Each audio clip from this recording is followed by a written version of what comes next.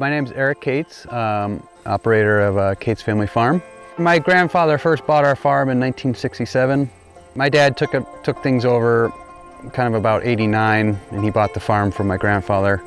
My wife Kylie and I moved back to the area in 2016 and kind of took over management of the farm. We created a tagline called a commitment to conservation, and we've put that on our products. And what that is to us, our focus is on the land and the water and the environment around us. And the cattle that we raise for our business is, they're really just a tool in that process. When the Savanna Institute came in and bought this place about 4 years ago, we've been neighbors with the previous owners for a really long time. In fact, their children were my babysitter, and we'd come over and swim in their pool. And the previous owner was a mechanic, and so he fixed everything we broke. And so when the Savanna Institute bought it, we knew who they were and what they were doing, and we were really excited that they were going to be our neighbors and to see what they would bring to this little community out here that we have. My name is Eric Hagan. I'm the farm director for the Savanna Institute. We purchased this property about 4 years ago. The previous owner had been in his family for about 3 generations. They had run pigs, cattle, grain. But one of the first things we did working with the American Farmland Trust and the RCPP program is we got funding for fencing. So we reestablished all the fencing, put in cross fencing, put in water, pipeline to every paddock. We actually drilled a new well in order to have winter water. My first introduction to South Farm was about 3 years ago. I came on as a technical service provider to offer assistance with developing a grazing plan for the site. I'm Julie Hager. I'm the Agroforestry and Grazing Specialist for the Savanna Institute. So I was going to develop a grazing plan that we could then submit to NRCS and the RCPP program that was available here. And what was interesting about this site was it was different than any other plan I had ever been exposed to, because instead of just your traditional managed grazing as one of the goals for the site, there were several goals. And one of the goals was to integrate agroforestry plantings, so tree and shrub plantings. Another goal was to potentially graze cover crops. Another item that they were very interested in doing was planting warm season grasses of natives and incorporating those. And when I first came out here and I talked to our farm director, Eric, I said, well, you tell me what you want.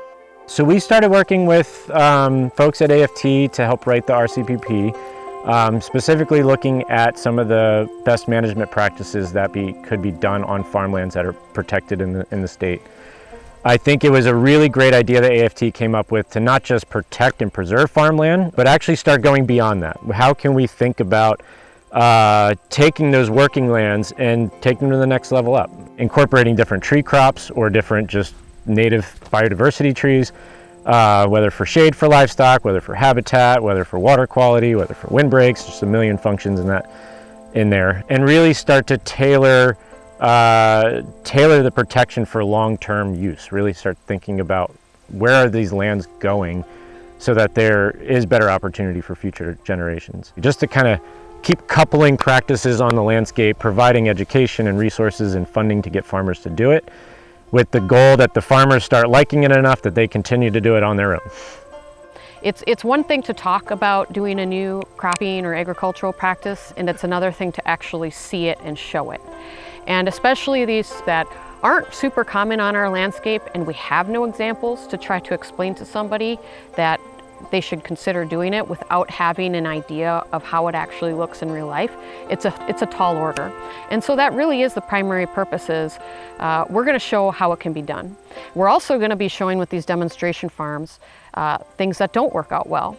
So we're going to try and plant out and create farming systems that we think, to the best of our knowledge and the research that we have now, are actually going to manifest very successfully. In real life, we might learn some hard lessons, but that's okay, because that's the purpose, is as a demo farm to learn those hard lessons so that the farmers in the area can learn from our mistakes. So this is our first season grazing here, and I feel like I've learned a lot about the different pastures and the different soil types and the different aspects, and what I may want to do differently next season or better next season.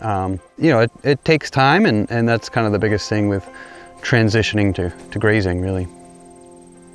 So 50 years ago, there would have been cattle and they would have been set stock. So what that means is they might be in the creek area for the entire season. They might be in the woodlands for the entire season. So what's different about the grazing that we're practicing today, the animals are always moved to a new fresh piece of grass. The grass is allowed to recover for 30 or more days. And by doing that, we have permanent perennial covers. We always have very thick grass, and that grass actually works as a filter, as a buffer to absorb all the water, to absorb all the nutrients, and to absorb any soil that might be running off the landscape. So that's a very important thing, and that's part of the goals of the Savanna Institute and part of one of the integrations of agroforestry is not only trees, but a perennial landscape that helps to enable a very sustainable way of managed grazing where livestock are moved regularly every 1 to 3 days. And that's really how change happens, right? When a community of people get together and start to revolve around these challenging ideas or challenging scenarios like erosion or whatever the heck's going on, and think about solutions.